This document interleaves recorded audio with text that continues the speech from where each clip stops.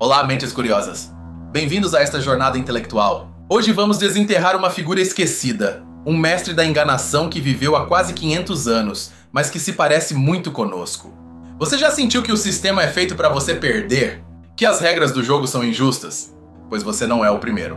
Houve alguém que não só sentiu isso, mas decidiu hackear o sistema por dentro, usando apenas sua inteligência. Mas antes de começarmos, queria falar um pouco sobre as imagens que estão vendo. Para dar vida a esta narrativa, usei ferramentas de inteligência artificial. Então, pensem nelas como uma tela, uma forma de ilustrar as ideias e o ambiente do que estou contando. Nem sempre serão uma representação exata ou literal, mas um acompanhamento visual para que a imaginação de vocês possa voar comigo. Espero de coração que gostem. Agora sim, vamos começar. Nossa história começa na Espanha do século de ouro, uma época de aparente riqueza e poder. O ouro das Américas fluía e o império parecia invencível. Mas por trás dessa fachada dourada, a realidade era bem diferente. A maioria das pessoas vivia em extrema pobreza. A fome era o pão de cada dia, enquanto a nobreza e o clero viviam na opulência, pregando uma moralidade que raramente praticavam. Neste mundo de profundas contradições, nasce um novo tipo de herói. Ou melhor dizendo, um anti-herói. Ele não usa armadura nem espada. Sua única arma é sua astúcia. A este personagem chamamos de Pícaro. O Pícaro é um personagem de origem humilde, um Zé Ninguém que precisa servir a muitos mestres para sobreviver. Ele não busca a glória nem a honra. Busca apenas uma coisa, encher a barriga e viver mais um dia. E a primeira grande história de um pícaro, aquela que define tudo, é anônima. Intitula-se A Vida de Lazarilo de Tormes e de Suas Fortunas e Adversidades. Publicada em 1554, foi uma verdadeira bomba literária.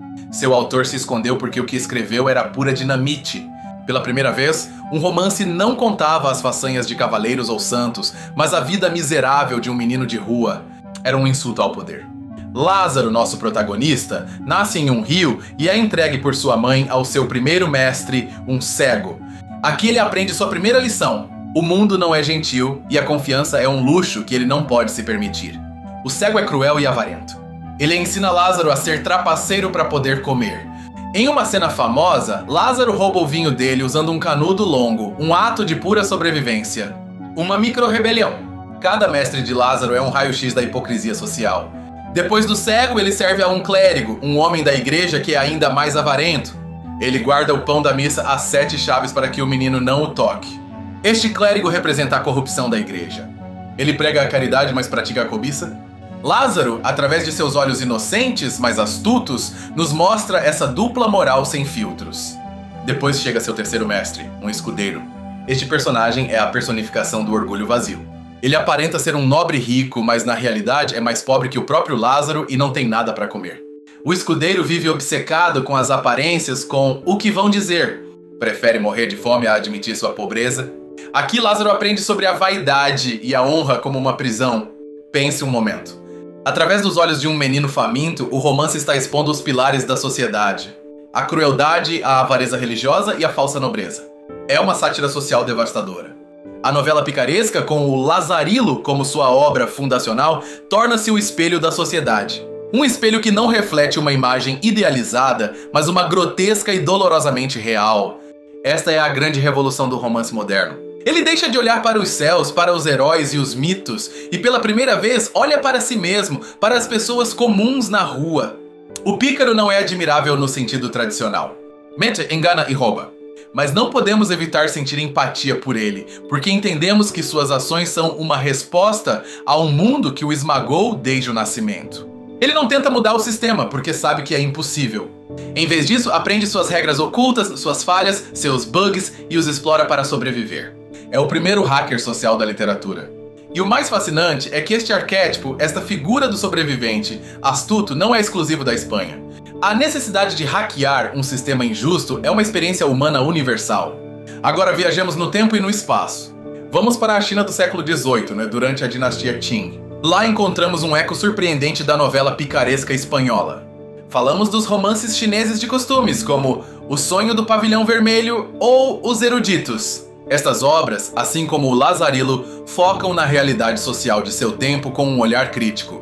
Em Os Eruditos, por exemplo, não temos um único pícaro, mas toda uma galeria de personagens que tentam sobreviver e ascender em um sistema burocrático incrivelmente rígido e corrupto. O sistema em questão é o dos exames imperiais. Supunha-se que era uma meritocracia, uma forma de que qualquer homem talentoso pudesse servir ao imperador. Mas a realidade era outra. O romance satiriza os falsos intelectuais, os funcionários corruptos e os aspirantes que dedicam sua vida a um sistema que premia o conformismo e a enganação acima do verdadeiro conhecimento. Assim como Lázaro nos mostra a hipocrisia de seus mestres, os personagens desses romances chineses nos revelam as rachaduras da supostamente perfeita burocracia confuciana. A conexão é assombrosa. Em continentes diferentes, com séculos de diferença e sem contato cultural direto nesta área, a literatura desenvolveu a mesma ferramenta para a mesma tarefa, a sátira social. Tanto o pícaro espanhol quanto o erudito chinês fracassado são anti-heróis que nos obrigam a ver a verdade incômoda. A verdade de que as instituições, por mais nobres que pareçam, muitas vezes estão podres por dentro. Esta é a essência da sátira. Não é apenas humor. É uma crítica profunda que utiliza o riso ou a ironia para expor a estupidez e a injustiça. É uma arma dos que não têm poder. A novela picaresca e seus equivalentes em outras culturas marcam um ponto de virada. A literatura se torna consciência social, a voz dos sem voz. Antes disso, a literatura costumava contar histórias sobre como o mundo deveria ser, cheio de heróis virtuosos e vilões claros. Depois começou a contar histórias sobre como o mundo realmente é. Nos ensinou que, às vezes, a sobrevivência não é heróica nem bonita. É um ato de astúcia, de adaptação, de fazer o que for necessário em um mundo que não te dá outra opção. O pícaro, portanto, é uma figura incrivelmente moderna. Representa o individualismo frente a um sistema opressor. A inteligência pessoal como a última ferramenta de liberdade. Lázaro não pode mudar sua classe social, mas pode manipular seus superiores para conseguir uma refeição quente. É uma pequena vitória, mas em seu mundo, essa pequena vitória é tudo. Da mesma forma, o erudito chinês não pode reformar o império, mas pode navegar suas correntes corruptas para garantir uma posição para sua família, ou simplesmente para expor seu ridículo. Este tipo de narrativa, que se concentra nos de baixo, nos marginalizados, é o DNA de grande parte da literatura que viria depois. Pensemos em Dickens, em Mark Twain, em Dostoiévski. Todos eles beberam desta tradição de usar a ficção como um bisturi para dissecar a sociedade e mostrar suas doenças. O pícaro foi o paciente zero. Então, da próxima vez que você vir um filme ou ler um livro sobre um anti-herói carismático que enfrenta o sistema, lembre-se de Lázaro de Tormes. Lembre-se do primeiro hacker. Ele nos ensinou que a literatura não serve apenas para escapar da realidade. Também é uma das ferramentas mais poderosas que temos para entendê-la, e às vezes para sobreviver a ela. A jornada de Lázaro, passando da ingenuidade à astúcia cínica, é um reflexo do desencanto. É a perda da inocência não apenas de uma criança, mas de toda uma cultura. A sátira do Lazarilo é tão eficaz porque é contada em primeira pessoa. Vivemos a fome, o frio e as humilhações através de seus olhos. Não é uma análise fria, é um testemunho ardente. Isso cria um vínculo íntimo entre o leitor e o personagem. Não o julgamos, caminhamos com ele. Sua luta se torna a nossa, e sua astúcia nos provoca um sorriso cúmplice. E essa é a magia da literatura. Ela nos permite viver outras vidas, e ao fazer isso, entender a nossa de uma maneira mais profunda. Nos conecta através do tempo com experiências humanas fundamentais. A crítica social no romance chinês de costumes, embora semelhante em seu objetivo, muitas vezes tem um tom diferente. Pode ser mais melancólica, mais centrada na futilidade da ambição. Enquanto o pícaro espanhol luta pela sobrevivência física, muitos personagens da sátira chinesa lutam contra a aniquilação espiritual em um sistema que devora a alma. Mas em ambos os casos, a mensagem subjacente é a mesma. Há uma desconexão radical entre os ideais que uma sociedade prega e a realidade que seus membros experimentam. O romance se torna o espaço onde essa desconexão pode ser explorada de forma segura. É um laboratório para examinar os fracassos da humanidade sem iniciar uma revolução violenta. Por isso essas obras foram tão perigosas e muitas vezes publicadas anonimamente ou censuradas, porque uma vez que você vê a hipocrisia, não consegue parar de vê-la. A sátira te abre os olhos para sempre.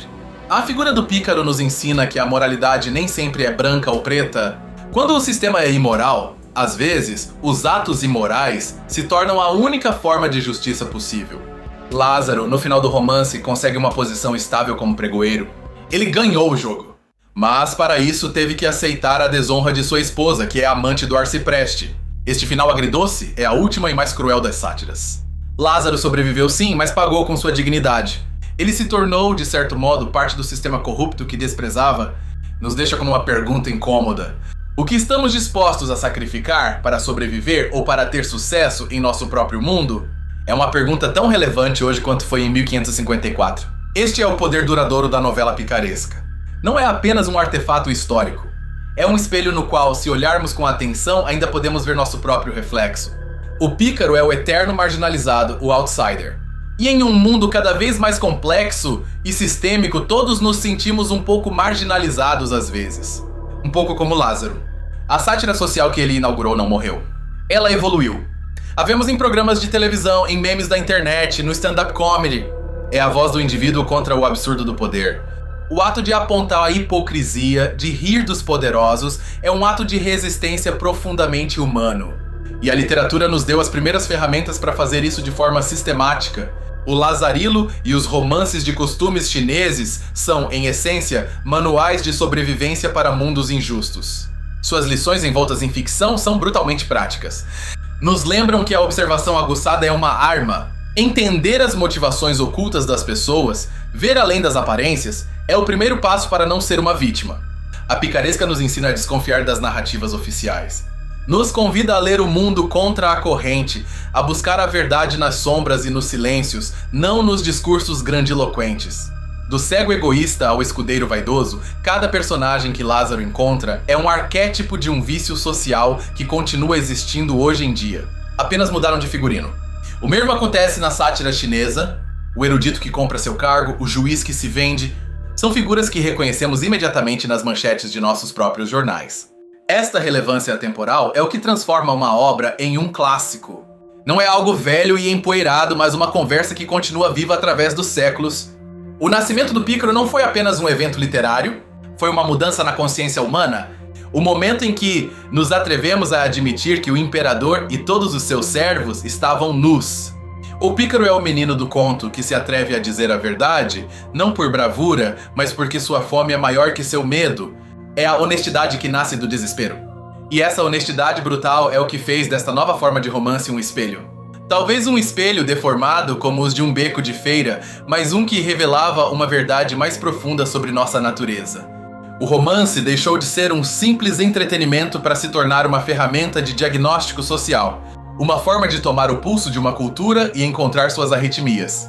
Assim, das estradas empoeiradas da Espanha do século XVI até os salões recarregados da China do XVIII, a literatura aprendeu a olhar para baixo, para a terra, para nós. Aprendeu que as histórias mais importantes nem sempre são as dos reis e dos generais, mas as daqueles que lutam em silêncio por um pedaço de pão e um grama de dignidade. O pícaro, esse anti-herói improvável, esse hacker social, nos abriu a porta para esta nova forma de ver o mundo. Uma que é mais cínica, sim, mas também infinitamente mais humana. Seu legado é a prova de que, às vezes, as vozes mais críticas e subversivas são as que acabam definindo uma era e nos ensinando mais sobre nós mesmos. A história do pícaro não é uma de ascensão à riqueza ou ao poder. É a história da conquista da própria vida, nos termos mais básicos e fundamentais. E ao nos contar sua história, ele nos presenteou com uma nova perspectiva. A perspectiva de quem olha o grande desfile do mundo não da carroça, mas do esgoto. Uma perspectiva que, como vimos, é universal. Porque em toda a sociedade, em toda a cultura, sempre há alguém no esgoto olhando para cima e fazendo anotações. O pícaro foi apenas o primeiro a ter a coragem de publicar suas anotações. E com isso, mudou a literatura para sempre, dando-lhe a visão e a voz que precisava para ser verdadeiramente moderna. Da próxima vez que você se deparar com uma regra absurda ou uma injustiça do sistema, sorria um pouco. Você faz parte de uma tradição muito longa, a tradição dos pícaros. Seja na Espanha imperial ou na China dinástica, a necessidade de criticar e expor as falhas da sociedade encontrou seu veículo perfeito no romance. O espelho havia sido criado e não havia mais volta. Espero que esta viagem às origens da sátira social tenha parecido tão fascinante para vocês quanto para mim. É a prova de que as grandes ideias ressoam através dos séculos. O pícaro nos ensina que, mesmo que não possamos mudar o mundo inteiro, sempre podemos mudar nossa forma de navegá-lo, muitas vezes com uma dose saudável de inteligência e ceticismo. Em um mundo que muitas vezes nos pede conformidade, a voz do Pícaro nos sussurra ao ouvido que observar, questionar e às vezes desobedecer é uma forma de manter viva nossa humanidade. A literatura, em sua máxima expressão, não nos dá respostas fáceis. Ela nos coloca perguntas difíceis. E a pergunta do Pícaro continua ressoando. Quem engana quem nesta grande comédia humana?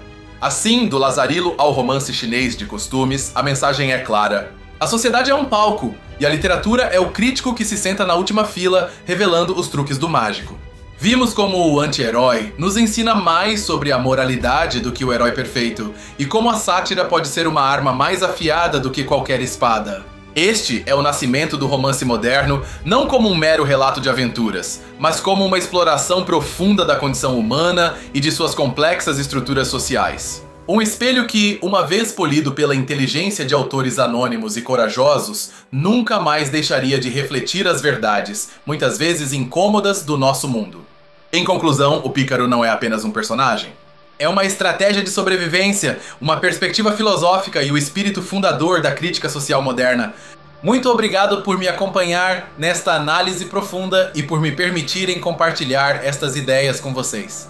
Foi um verdadeiro prazer. Se você gostou dessa jornada, inscreva-se e ative o sininho para não perder nossas próximas explorações nos segredos da literatura universal. E agora é a sua vez. Que personagem moderno você acha que é um descendente direto do Pícaro? Deixe sua teoria nos comentários. Adorarei ler você.